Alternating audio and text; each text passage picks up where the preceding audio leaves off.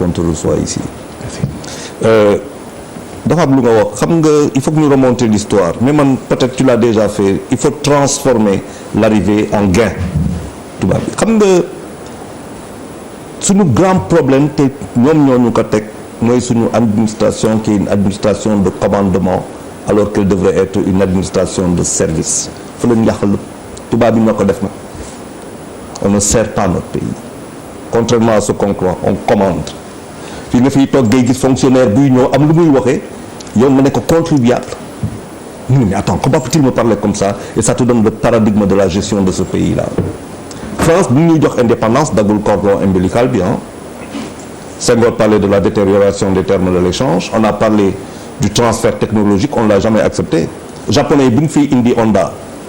mais xeex bu rëy la woon avec France pour Honda dugg fii Sénégal je me rappelle bien.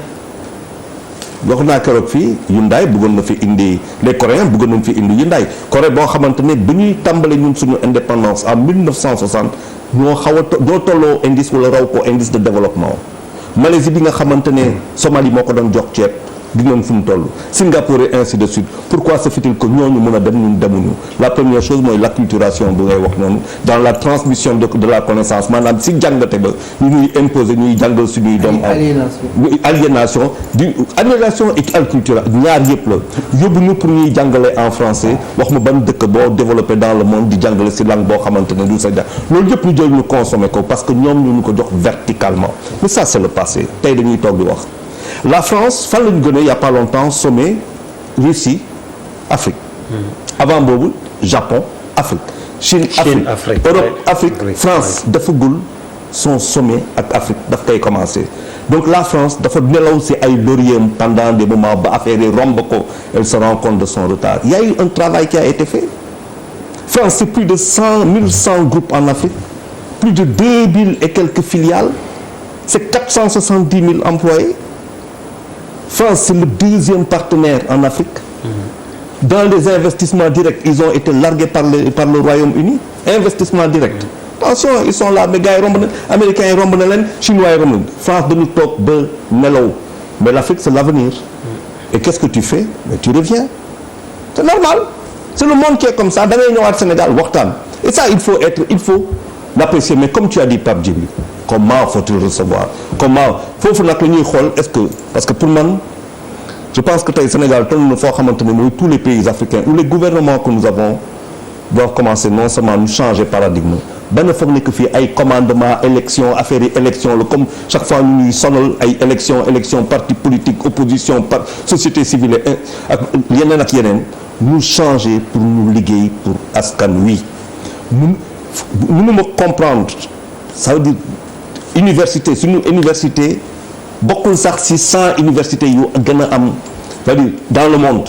comment vas-tu aller quelque part si ton université n'est pas citée dans les 100 meilleures universités dans le monde Sénégal nga xamante ne en 1960 boo demee dans les hôpitaux ak la recherche ak tout ça on nous a jamais accompagnés c'est-à-dire que tey ñun am nañu élément de discussion ak tubaab bi pour ne la nii leen bëgg mais à condition qu'on n'hypothèque pas notre avenir parce que boo xoolee bu baax tu parles de dette mais tey dëkk bi dafa metti pourquoi dëkk bi metti mais parce que les choix qui ont été faits ont été des choix catastrophiques mais dañu ko imposer hein faut se dire les vérités on nous a imposé des choix économiques tey bu ñu xoolee on contrôle notre téléphone moomuñu ko on compte suñu biir ñu ngi koy contrôler tu imagines qu'avec toutes les chaînes de distribution j'ai rien contre mais c'est pas bio on va se taper tous les cancers qui existent quoi cancer du pancréas on va se taper cancer de l'estomac toutes ces choses yoo xamante ne il va falloir qu'on se remette à niveau parce que tout simplement ñun ñu ñëw parce que c'est un secteur privé dafa dee en Europe c'est fini la consommation en Europe dafa daanu la population a vieilli et il y a beaucoup d'étrangers donc ils sont devant un grand problème c'est l'Afrique la solution maintenant il faut qu'on négocie plus l'insécurité maintenant c'est à nous comment on va le faire eh bien je pense que si on est bon on gagne. Papis yow yaa branché sa bopp. dans la droite ligne de l'intervention de Charles. dafa réer bu baax xam naa. réeraguma sax. en fait mais ce qui est en fait mu jël fu ma ne xool nga koy. jëlal. ce qui est déjà dommage déjà xam nga on prépare l'arrivée du premier ministre français.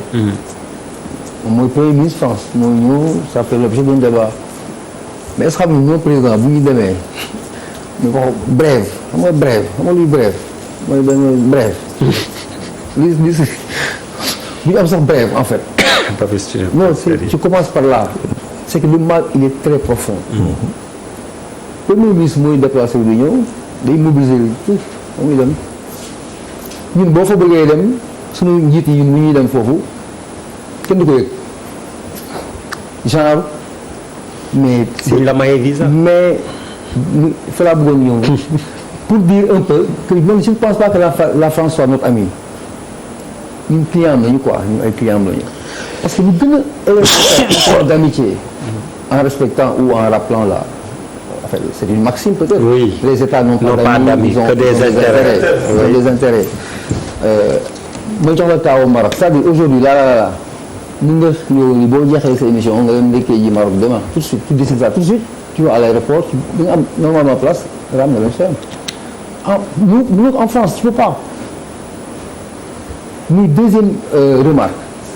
troisième bi nag moom mooy suñu bopp la ñu war a joxoñ quoi comme disait l'autre seule la lutte libère. du tegul sa kaw nga nangu ko dafa dagan et je te dis ce qui est grave dans cette histoire là c'est que on va les suivre à vie d'ici 2 millions d'années on restera toujours derrière ces tubaab là tu sais pourquoi je dis tubaab c'est pas péjoratif wala discriminatoire waaw c'est par rapport à la aux zones quoi nord ak sud nous sommes des civilistes mënuloo nekk ci monde actuellement bi ñu nekk tubaab bi avance bi ñu am si ñun en termes de développement il faut que nous qu'on sache déjà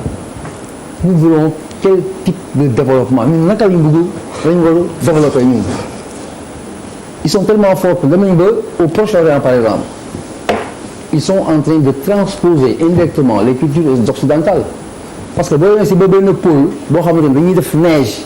nga dem Dubaï nga dugg si pôle boo xam ne dafay am neige c'est une façon de dire comment ils sont en train d'installer et d'instruire leur culture et leur façon de faire doo si mos a génn léegi mu ñëwaat si wàllu développement boobu may wax est-ce que ñun dañuy connaître li mooy développement est-ce que c'est ça à l'occidental est-ce que c'est ça le développement ñun comment est-ce qu'on peut se développer sans être dans benn gratte-ciel wala am benn Lexus 300 millions c'est une question il y a un chemin qui a été esquissé déjà dugg nañ si raw nañu à vie pour te dire c'est tellement vrai qu'aujourd'hui ils sont pas sur la Terre ils sont en train d'explorer Mars ñoom ñu ngi préparer Mars dafa lañu fay installer parce que ils ont c'est vrai donc d'ici 250 millions d'années les choses ne vont jamais changer tant que ñun jëluñu à bras le corps nos propres préoccupations et savoir c'est quoi le développement qui correspond à nos aptitudes et à nos croyances c'est lié jàmbaar donc bu ma dugg ci affaire détails yu ndaw yi mais je te dis que ne c'est pas de la colonisation dafa nooteel la doo am tur bi ni ñu koy waxee quoi quelqu'un boo xamante ne moo li ngay produire li nga am lépp si lu alal parce que moo koy lekk fa lay soqali ko boo bëggee ñëw këram mais da ngay juróom-ñetti weer ngay def ay demande pour sax mu xool sa këyit kooku bu ñëwee sa amee du ko gëm. voilà man li ma retenir des interventions mooy que. ah non waaw dina wax mais dama koy laaj lan la jàngatee ci li mu dégg yëpp parce que apparemment amitié bi doy na waar de gisuma fii ñu fi toog ku ci gis boppam. non France munul nekk xaritu Sénégal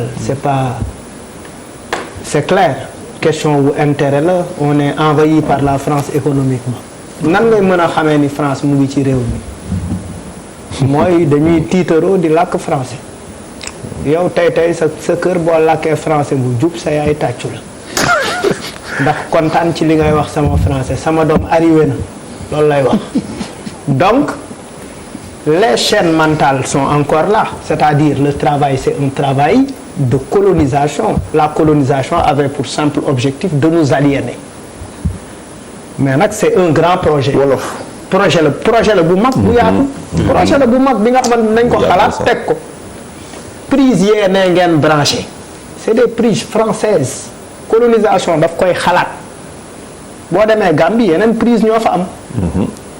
ci par rapport ak dëkk bi leen coloniser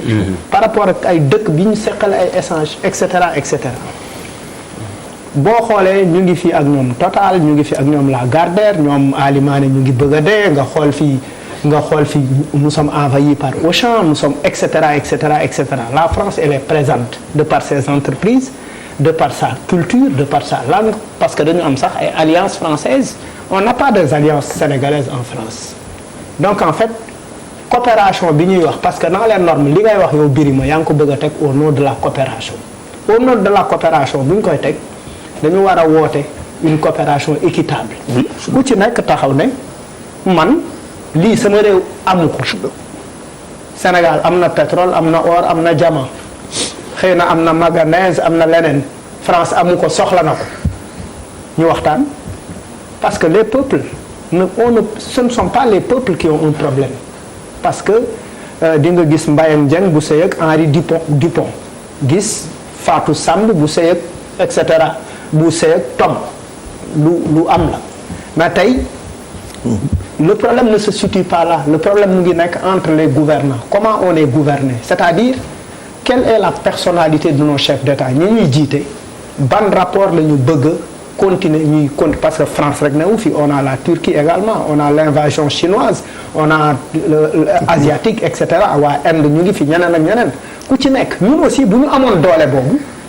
bu ñu amoon capacité boobu dañuy dem xëy na dañuy sax jël Gambie ne Gambie ñun ñoo ko war a moom taf ko ci suñu réew jël Mauritanie taf ko ci suñu réew parce que peuple yëpp bëgg am seen emprise ci plutôt gouvernement yëpp bëgg a am jaay seen doole ñeneen mais fi may waxee ak ñoom Guy Marius Sagna pour man le problème de rejet c'est-à-dire le rejet bi ñuy wax il est simple